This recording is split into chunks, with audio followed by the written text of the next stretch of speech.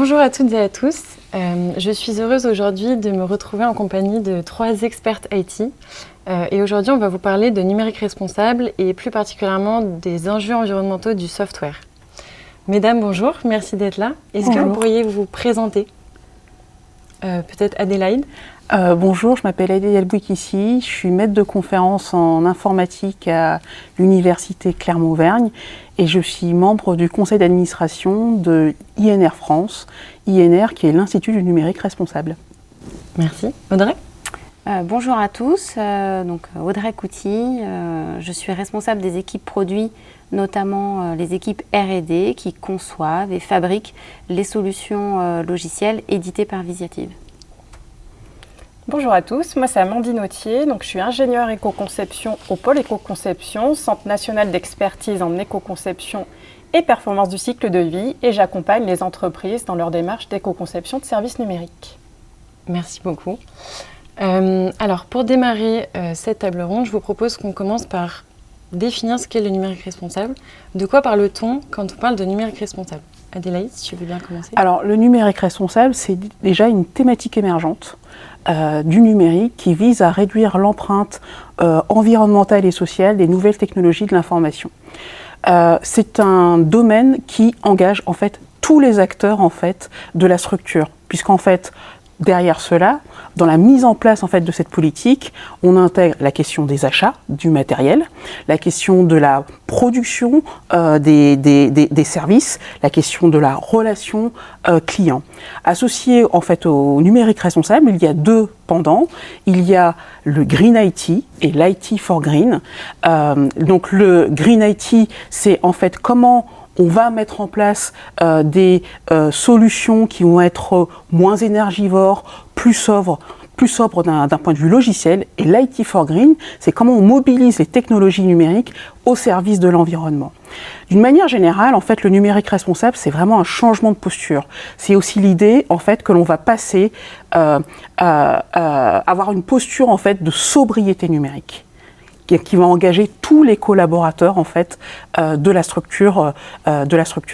Et donc, quand nous INR en fait nous accompagnons en fait les structures, les organisations, les collectivités dans cette démarche-là, on prend vraiment le temps en fait d'intégrer toutes les parties prenantes de l'entreprise dans cette démarche-là qui doit vraiment être globale. Voilà. Super, merci. Amandine, est-ce que tu veux compléter peut-être succinctement? Pour compléter, peut-être pour ceux qui sont plus à l'aise avec d'autres notions comme le développement durable, on pourrait dire que le numérique responsable, c'est l'application du développement durable au numérique. Parfait, merci beaucoup. Tu parlais de l'engagement des acteurs dans cette notion de numérique responsable. Comment vous le qualifieriez, vous, aujourd'hui, cet engagement? Est-ce que le numérique responsable, c'est quelque chose qui fait parler de lui réellement dans l'écosystème des acteurs du numérique? Est-ce que c'est quelque chose que vous ressentez ou est-ce que vous entendez des attentes particulières en lien avec ça? Alors, le numérique responsable aujourd'hui, si on regarde l'ensemble des structures qu'on accompagne, ou en tout cas avec lesquelles on travaille, on se rend compte qu'il y a plusieurs enjeux. Il y a un enjeu d'attractivité, il y a un enjeu en fait aussi par rapport aux acteurs des structures d'alignement entre en gros leurs convictions écologiques et leurs pratiques professionnelles en fait dans le monde du numérique. Et quelque part, le numérique responsable permet cette convergence de ces 2 pratiques-là. Voilà. Amandine, est-ce que tu repères, toi, des besoins, des attentes? Tout à fait. Pour compléter, nous, on a beaucoup d'entreprises qui viennent nous voir parce qu'elles sont conscientes de cet enjeu environnemental qu'on n'avait pas avant, puisque le numérique, au début, c'est immatériel. Donc, elles prennent conscience de leur impact et elles ont surtout besoin, en ce moment, d'être accompagnées pour structurer leur démarche et pour identifier quels leviers elles peuvent mettre en place pour réduire leur impact sur l'environnement. Et est-ce que c'est quelque chose qui se ressent ça, au niveau du monde de la conception, au niveau du monde de la R&D? Est-ce que toi, avec ta casquette vraiment Visiative et ton secteur, c'est quelque chose que tu retrouves? Oui, alors peut-être avec, on va dire, des maturités différentes. Il y a tout un volet autour de la donnée, de l'éthique, de la protection des données qui aujourd'hui est beaucoup plus mature, sur lequel il y a eu beaucoup d'encadrement et de structuration qui sont développés au sein des entreprises. Donc c'est quelque chose qui est vraiment pris en compte et qui est, par la force des choses, notamment avec tout ce qui est RGPD, qui a été appliqué au sein des entreprises. Maintenant, sur la protection de l'environnement et sur l'impact environnemental et le Green IT, on est plus au début, il y a une prise de conscience que produire et consommer, surtout du numérique, a un impact. Mais on n'est pas du tout au même niveau d'encadrement et donc là, effectivement, on est au début et il y a ce besoin d'arriver à s'accrocher à un cadre, à des normes et puis d'essayer de faire un peu la lumière et de pouvoir structurer ça au sein de nos métiers. Mais on est au tout début. Mais en tout cas, oui, on sent ce besoin-là, et que ce soit côté client ou que ce soit côté fournisseur, avec des besoins de nos clients et des exigences de plus en plus fortes de nos clients, notamment dans la sélection de leurs fournisseurs. Ça devient un élément primordial, peut-être parfois même, pas au-delà de la technique, mais même des fois au même niveau en fait. Merci beaucoup Audrey pour ta réponse. En lien avec tous ces enjeux dont tu viens de me parler, si on se focus vraiment sur la partie environnement, est-ce que tu repères un ou deux enjeux qui seraient pour toi prioritaires sur le sujet aujourd'hui ? Tout à fait, sur l'impact environnemental. Un de nos enjeux en tant qu'éditeur de logiciels va être de faire du code propre, du code frugal. Pourquoi ? Pour que ce code-là en fait consomme le moins possible de ressources, puisque ce sont ces ressources-là qui ont un impact sur l'environnement. Donc ça veut dire quoi ? Ça veut dire avoir du code qui est moins gourmand en termes de serveurs, en termes de ressources machines, parce que du coup on va pouvoir en consommer moins, moins gourmand aussi en transfert de données. On oublie souvent ça, mais le transfert de données, c'est aujourd'hui, je crois, en tout cas si mes chiffres sont bons, que c'est 30% de l'impact environnemental de la partie du numérique en tout cas. Donc le transfert de données, la façon dont on conçoit nos logiciels va être primordial pour l'impact final. Et c'est d'autant plus vrai dans le monde du cloud, puisqu'on sait que dans le monde du cloud, on va consommer de la ressource machine dans des data centers qui sont aujourd'hui un des enjeux principaux du Green IT. Et donc ça, c'est l'enjeu pour nous. Et puis cet enjeu, il est d'autant plus fort parce que jusqu'ici, ce n'était pas vraiment un enjeu. C'est-à-dire qu'on fabriquait du code quelque part sans se soucier de ça. On fabriquait du code peut-être frugal pour des raisons de performance, pour que ça fonctionne bien, que ce soit rapide à utiliser pour les utilisateurs, mais on ne le concevait pas avec cette contrainte ou cet objectif-là. Donc ça veut dire qu'il y a toute une conscientisation, une acculturation à faire auprès des différents métiers autour de l'édition de logiciels, et ça veut dire beaucoup de choses. Donc voilà, ça va être ces deux enjeux-là. Et puis je finirai peut-être par un troisième qui va être aussi dans notre écosystème et donc les partenaires qu'on choisit, avec qui on travaille, que ce soit les fournisseurs d'infrastructures, ça va faire partie des critères. On ne peut pas nous faire du code propre et avoir un fournisseur d'infrastructure qui, lui, ne fait pas du Green IT, sa stratégie et ne nous propose pas des garanties. Donc la façon dont on sélectionne cet écosystème avec qui on travaille va être aussi un enjeu. Et encore une fois, il y aura la technique, mais il y aura aussi la stratégie green de cet écosystème qui sera extrêmement important. Super, merci. Adélaïde, on a beaucoup parlé là de plutôt la partie software, du coup on a parlé de code, de transfert de données, d'infrastructure. Est-ce que tu verrais peut-être d'autres enjeux sur la partie peut-être plus matérielle que tu pourrais nous partager en lien justement avec l'environnement ? Alors, plus de 50% en fait, de l'impact environnemental vient de l'équipement. Donc il y a un réel enjeu en fait, à allonger la durée de vie des équipements numériques. Cet enjeu-là aussi, il est relié aussi à la question des achats. Si on prend par exemple des enjeux autour de la réalité virtuelle, il y a des enjeux d'achat sur des objets qui seraient plus démontables, plus réutilisables, voilà, qu'il faut intégrer en fait dans la politique en fait, dans la politique d'achat. Ensuite, effectivement, il y a l'enjeu d'éco-conception de services numériques. Puis après, il y a aussi tous les éco-gestes du quotidien que chaque collaborateur en fait peut faire au jour le jour, peut-être éviter d'avoir des réponses à tous au niveau des mails, faire des pauses régulières et travailler en fait ces enjeux autour des risques psychosociaux, autour de l'info-obésité, voilà, notamment. Ok, parfait. Donc on a parlé juste avant, on a vu qu'il y avait du coup des attentes, des fortes attentes de la part des acteurs du numérique, en tout cas qui se développent de plus en plus. On a cité un certain nombre d'enjeux. Amandine, est-ce que tu pourrais nous dire, selon toi, quel rôle ont les acteurs du numérique à jouer face à tout ça en fait ? En fait, si on résume les deux échanges, il y a vraiment une problématique de sensibilisation, c'est de se dire quand on a conscience de cet impact, c'est bien de diffuser l'information, que ce soit en interne, comme on l'a vu tout à l'heure, ou que ce soit en externe. Il y a un enjeu aussi de démarche collaborative. On voit que tous les postes finalement dans l'entreprise sont concernés. Comme on le voyait il y a quelques années sur l'éco-conception de produits, finalement ça s'applique aussi à l'éco-conception de services, cette notion de transversalité. Et puis après, il y a le besoin aussi, j'ai entendu parler de normalisation, de cadre. On a la chance en France d'avoir beaucoup de collectifs, dont l'Institut du numérique responsable, mais aussi Green IT ou les designers éthiques, qui ont rédigé des guides de bonne pratique. Et il y a aussi la normalisation. Là, l'ISO est en train de gérer un groupe de travail au sein de l'ISO, donc international, pour normaliser ce qu'est l'éco-conception de services numériques. Donc la problématique aussi, elle est française, mais elle est aussi internationale. Et ça, c'est intéressant aussi de se dire et important que plus on travaille tous ensemble à l'échelle locale, régionale, mais aussi nationale et internationale, plus on va réduire aussi de fait notre impact sur le numérique.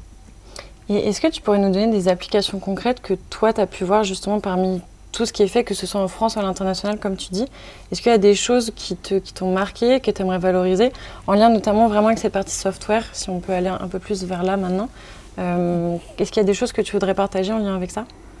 Mais on voit de plus en plus d'entreprises qui vont travailler sur leur logiciel, les sites internet notamment. Là, il y a une vraie problématique sur les sites internet. On commence à se dire, mon site internet, comment est-ce que je peux faire pour l'éco-concevoir, ou mon application. Et on voit certains acteurs, je pense notamment à Tribal qui a développé une application qui est concurrente à WhatsApp, qui a travaillé à la fois sur toute la démarche globale d'éco-conception, on parlait tout à l'heure de la transversalité, sur comment réfléchir ensemble dans l'entreprise à améliorer l'impact de l'application, mais aussi d'autres acteurs de l'écosystème numérique, et qui a aussi travaillé sur la quantification de ces impacts avec les limites qu'on peut connaître actuellement, parce qu'on n'a pas forcément toutes les données, mais en tout cas, voilà, ils travaillent sur l'application.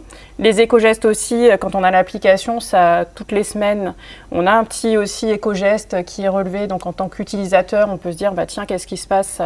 Je peux, par exemple, on le disait tout à l'heure, au lieu d'avoir une pièce jointe, mettre un lien et l'envoyer qu'à la bonne personne, c'est des petites choses qui remontent. Et puis, ils travaillent aussi sur d'autres outils, la visio aussi, quand on est connecté. Il y a la question de définition aussi de la visio, d'éteindre aussi les caméras quand on n'est pas acteur, etc. Donc là, ils travaillent aussi sur les paramétrages de leur visio interne aussi également. Ok. Est-ce que tu veux compléter, Adélaïde, des choses que toi, tu aurais pu voir peut-être au sein de tes formations ou au sein des signataires de la charte INR, par exemple? Est-ce qu'il y a des choses vraiment valorisantes ou en tout cas que tu trouves positives en lien avec ça? Alors en fait, avec la loi REEN, donc la loi de réduction de l'empreinte environnementale en France, il y a eu dès cette rentrée en fait énormément de formations d'ingénieurs qui ont intégré des modules d'éco-conception et qui ont intégré des modules de sensibilisation en fait à la sobriété numérique. Et aujourd'hui, on voit redescendre en fait ces modules-là dans la formation de cadres intermédiaires en fait dans le numérique. Ça, c'est le premier point. Le deuxième point, c'est que sur la question des services numériques, on est dans la fin de la première phase où il y a eu en fait toute une des ressources disponibles et aussi des formations, sensibilisation à l'éco-conception de services numériques pour sites web et mobiles. Et aujourd'hui, on est en train de voir en fait une étendue en fait des travaux autour de l'éco-conception et les questions d'impact à d'autres secteurs, la réalité virtuelle, la question de l'IoT. Qui est émergente et donc qui est associée aux questions de l'industrie. Ce que je voudrais aussi noter, c'est que si on fait un focus plus international, la France en fait est très très en avance par rapport à beaucoup de pays sur ces enjeux-là.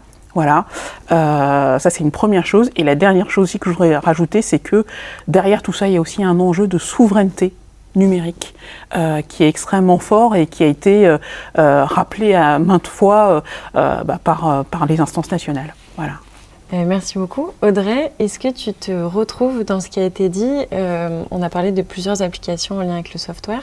Quelles sont aujourd'hui les applications qu'on met en place ou qu'on aimerait mettre en place chez Visiative? Et pour faire écho au rôle dont on parlait tout à l'heure, quel serait pour toi le rôle de Visiative aujourd'hui face à ça, aujourd'hui comme demain? Alors oui, ça fait effectivement écho. D'une part, chez Visiative, on a fait du Green IT un enjeu stratégique parce que au-delà des intentions et des consciences individuelles, il faut que ce soit une conscience collective et que ce soit un enjeu pour l'ensemble de l'entreprise. Donc on en a fait un pilier de notre nouvelle plateforme qui s'appelle Agora. Comment déjà en mettant en place des outils de mesure pour pouvoir conscientiser, savoir ce qu'on consomme. Aujourd'hui, est-ce que notre code il est propre suffisamment ou pas assez, et identifier des leviers pour améliorer l'impact en fait de notre code en fait sur l'environnement. Ça nous permet d'établir des roadmaps et des plans qu'on va suivre dans le temps, et on va mesurer comme ça les gains au niveau du code qui est produit par l'ensemble des équipes. Ensuite, on utilise en fait tous les bénéfices et tous les outils qui sont proposés dans le cloud, parce que malgré tout, il y en a beaucoup qui permettent notamment de limiter les ressources et de ne pas les utiliser lorsqu'on n'en a pas besoin. Donc par exemple, on éteint les serveurs, on éteint des services lorsqu'ils ne sont pas utilisés. On utilise aussi des nouvelles technologies comme Kubernetes, qui parlera à certains, qui permet de faire ce qu'on appelle du scaling automatique, c'est-à-dire de pouvoir augmenter ou baisser les ressources en fonction de l'usage de façon automatique, et finalement d'éviter ce qu'on faisait avant dans l'informatique où on avait des gros serveurs et des grosses infrastructures qui étaient dimensionnées pour des pics de charge et qui finalement étaient pas utilisés le reste du temps. Donc c'est une façon d'éviter le gaspillage en termes de ressources informatiques. Voilà, et puis en termes de rôle, Visiative est un acteur du numérique, donc comme tous les acteurs du numérique, je pense qu'on a un rôle crucial. D'une part, on doit appliquer les obligations, elles vont être de plus en plus nombreuses. Ça permet de mettre un cadre et ça sera un de nos enjeux. Le deuxième, c'est d'être proactif également. Donc au-delà d'appliquer une réglementation, c'est de faire la promotion du Green IT, de faire la promotion comme aujourd'hui auprès de nos collaborateurs et puis plus largement au niveau de l'écosystème numérique. Merci beaucoup. Merci à toutes les trois. Pour conclure, est-ce que vous auriez peut-être une ou deux bonnes pratiques que vous pourriez partager pour les collaborateurs qui nous regardent, des choses qui pourraient leur permettre de eux aussi prendre part à cette démarche, que ce soit à échelle individuelle, à échelle collective, pro, perso, en fonction de peut-être une ou deux actions qui vous paraissent pertinentes pour les collaborateurs pour démarrer ou aller plus loin dans des choses qu'ils pourraient déjà être en train de faire. Amandine ? Mais déjà, la première chose, on parlait tout à l'heure de l'importance de l'équipement. Donc, chouchoutez vos matériels. Essayez de faire durer le plus longtemps possible. Je pense que c'est déjà une première action. Éviter de les multiplier, forcément. Aller un peu plus, on en parlait tout à l'heure, de sobriété aussi sur ce matériel. Et puis déjà, rien que quand on utilise un service numérique, je pense des fois, quand vous rentrez le soir et que vous regardez votre petite série sur Netflix, par exemple, ayez conscience aussi de l'empreinte que vous avez et puis essayez peut-être de revenir un peu plus à l'essentiel et puis peut-être essayer de dématérialiser aussi certaines actions. Adélaïde ? Parallèlement en fait à l'équipement, il y a l'enjeu de la vidéo en fait en ligne qui est quand même assez important.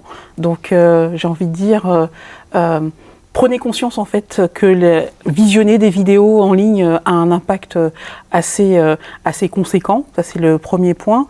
Deuxième point, c'est par rapport aux services numériques. Il y a à mon sens la nécessité de se poser les bonnes questions de la relation du service numérique par rapport aux objectifs de développement durable, comment ce service numérique s'inscrit par rapport aux référentiels AFNORSPEC, RGESN, etc., etc., etc. Et puis, on le dit jamais assez, les moments de déconnexion sont aussi importants.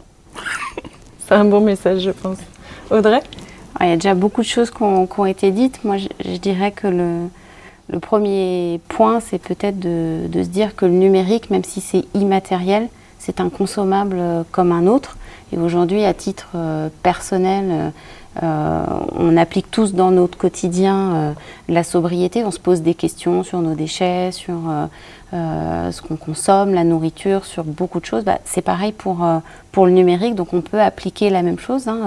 Les appareils ménagers qu'on fait durer, qu'on recycle, c'est pareil effectivement pour nos appareils numériques. Et c'est aussi être acteur et se renseigner. Donc notamment, il y a le volet impact environnemental, mais aussi le volet données. Le numérique et les données, c'est quand même intimement lié. Et donc de se renseigner, de comprendre quel impact vraiment ce qu'on consomme a sur l'environnement et puis en termes d'impact sociétal aussi. Merci beaucoup. Merci à toutes les trois d'avoir pu être présentes aujourd'hui. J'espère que ça vous aura plu autant que ça nous a plu, je pense, d'échanger sur ces sujets. On a beaucoup parlé aujourd'hui des enjeux du software, mais comme vous avez pu le voir dans les discours et comme vous avez pu le voir lors de cette semaine thématique autour du numérique responsable, Visiative est engagée donc sur la partie software, mais on a aussi des engagements sur la partie plutôt matérielle qui est une part importante du numérique responsable aujourd'hui. Merci encore. On se retrouve juste après pour un temps de questions-réponses et je vous remercie d'avoir partagé ce moment avec nous.